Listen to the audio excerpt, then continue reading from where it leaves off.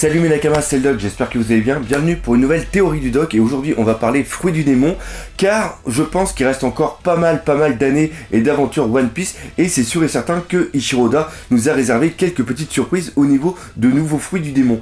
Et avec Nashira on s'est dit quels pourraient justement être ces fruits du démon qu'on n'a pas encore vus et d'un exercice à la base qui devait être facile, ça s'est avéré très difficile car les premiers fruits du démon qu'on avait trouvés étaient un petit peu redondants par rapport à des fruits du démon existants déjà, et surtout, une fois qu'on avait trouvé un fruit du démon, trouver l'utilisation que le possesseur allait en faire était quelque chose de très dur. Bref, tout ça pour vous dire qu'on en a quand même chez ces traces pour vous faire cette vidéo, tout simplement les fruits du démon qu'on va voir peut-être un jour dans One Piece.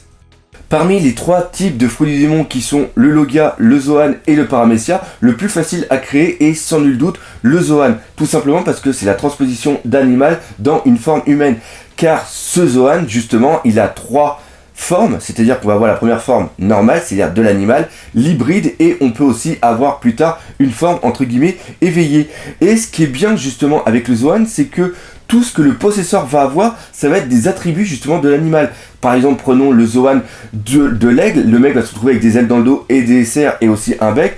Le Zoan du rhinocéros va avoir une corne sur le front, une grosse carapace. Il y a seulement que par exemple pour les Zoan du type mythique où là, à la rigueur, il va y avoir un peu plus de recherche. Le premier Zoan auquel j'ai pensé est le Zoan du scorpion. Pourquoi ? Tout simplement parce que premièrement, c'est mon signe zodiacal. Et deuxièmement, quand j'étais en Afrique, j'en ai vu quelques-uns. Et je peux vous dire que ça a quand même des putains de couillasses. Parce que je les ai vus s'attaquer à des trucs absolument malades. En plus, il faut savoir qu'il a quelques trucs assez sympas. Comme par exemple une queue.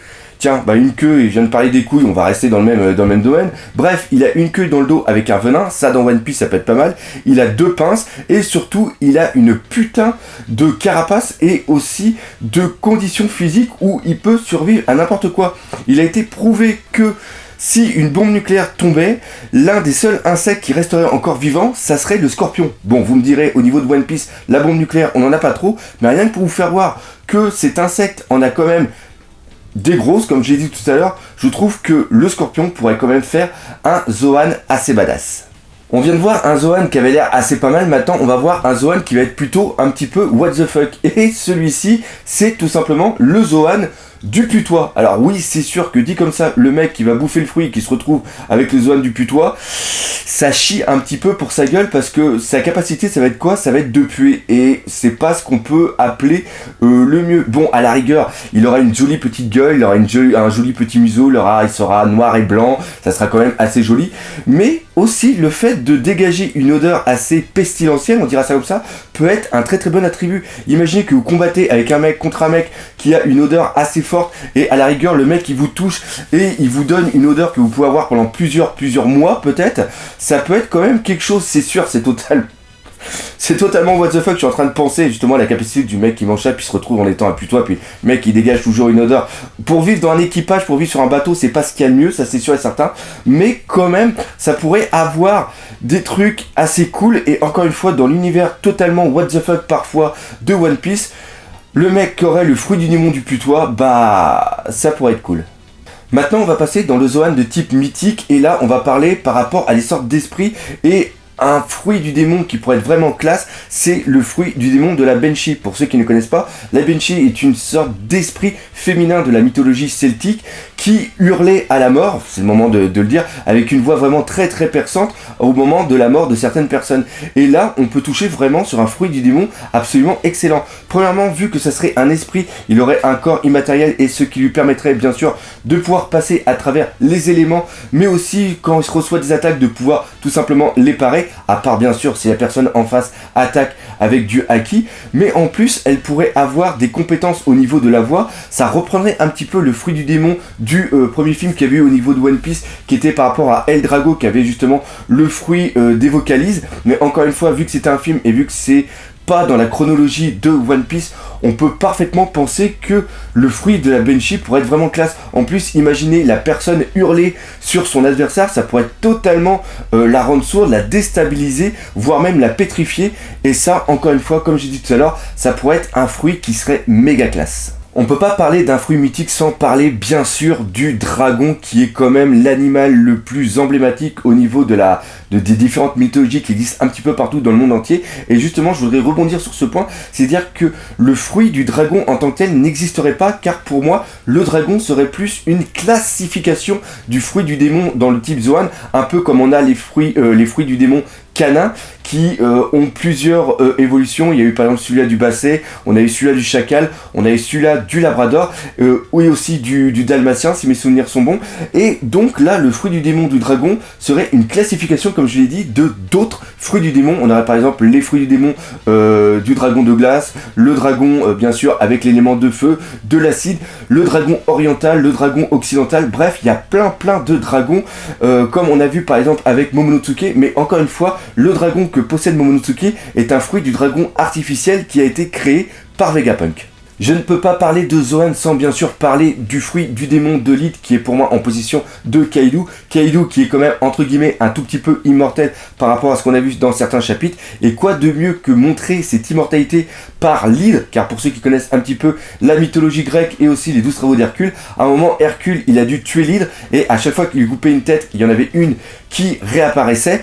Et question régénération, l'hydre est à un niveau très haut. Et en plus imaginez la forme hybride de Kaido s'il était hydre, déjà qu'il est vachement gros et qu'on a vu qu'il avait certaines écailles sur le côté. Là ça ferait un truc complètement monstrueux avec plusieurs têtes qui lui poussent dans le dos ou quoi que ce soit. Bref, un truc qui serait absolument malade.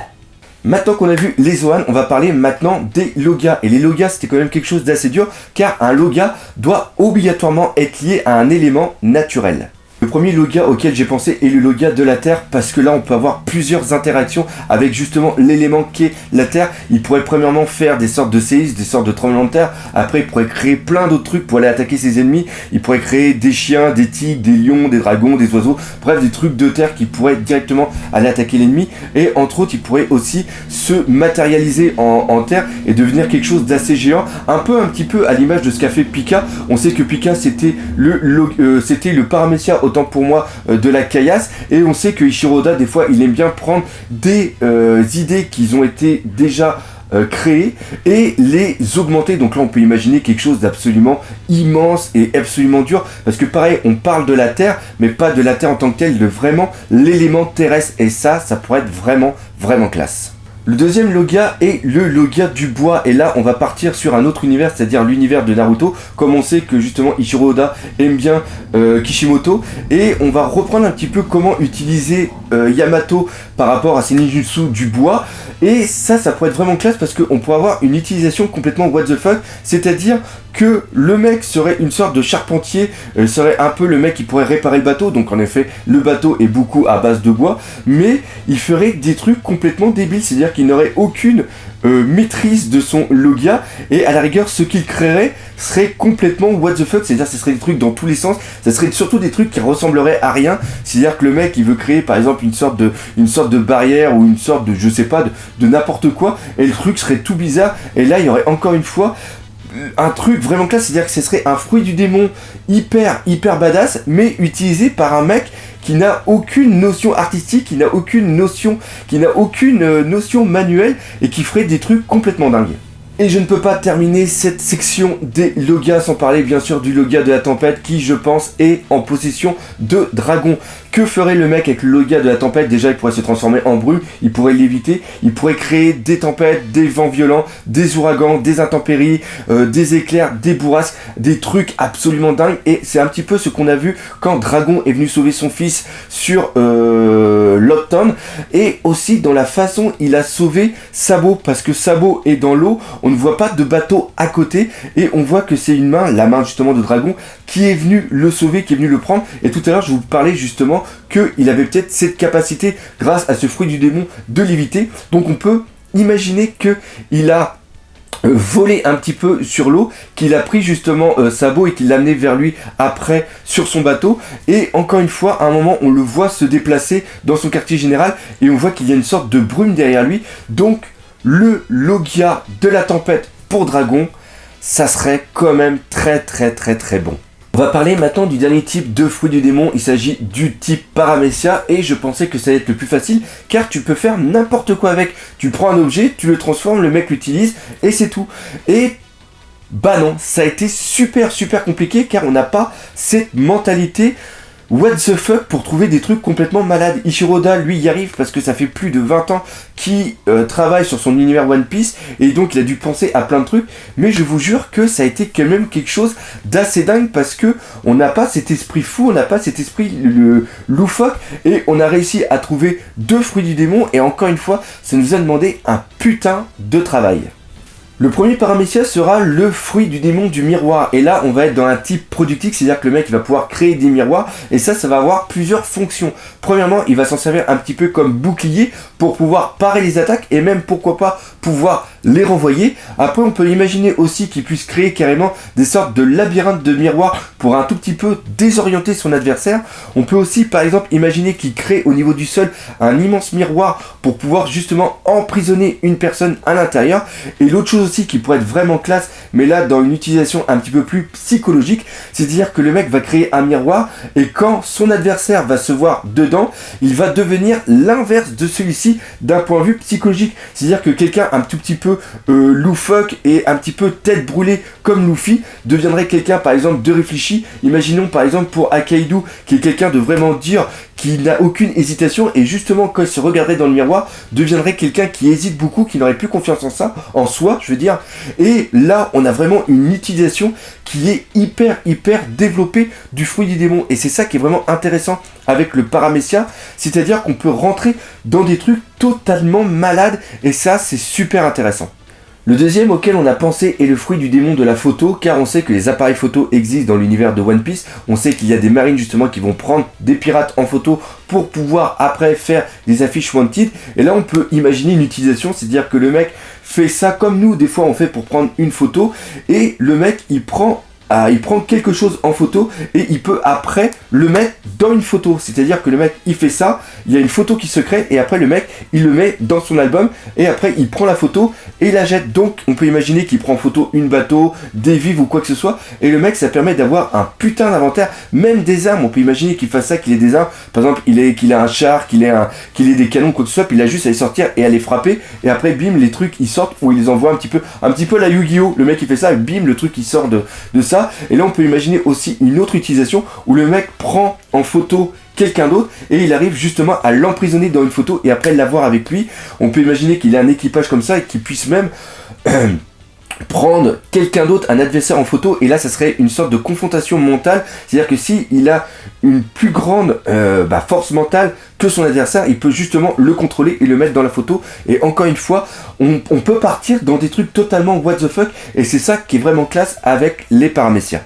Pour ceux qui se posent plein de questions sur les fruits du démon, je vous invite à aller sur la chaîne qui est juste ici, c'est-à-dire All Blue Channel. Ils ont fait une vidéo sur les fruits du démon où ils expliquent tout ça en détail. C'est super agréable à regarder, ça s'écoute super facilement, donc n'hésitez pas, vous allez voir, c'est de la bombe.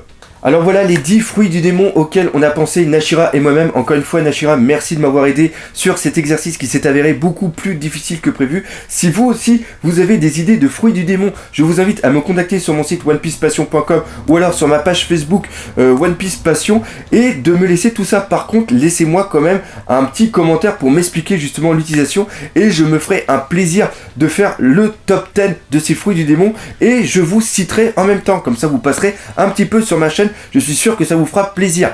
Donc cette vidéo est maintenant terminée, j'espère qu'elle vous aura fait plaisir. Si c'est le cas, comme d'habitude, n'hésitez pas à partager, laisser des commentaires, liker, défoncer la gueule de ce putain de pouce bleu. Et nous, comme d'habitude, on se dit à bientôt pour de nouvelles aventures One Piece. Allez, salut mes Nakamas.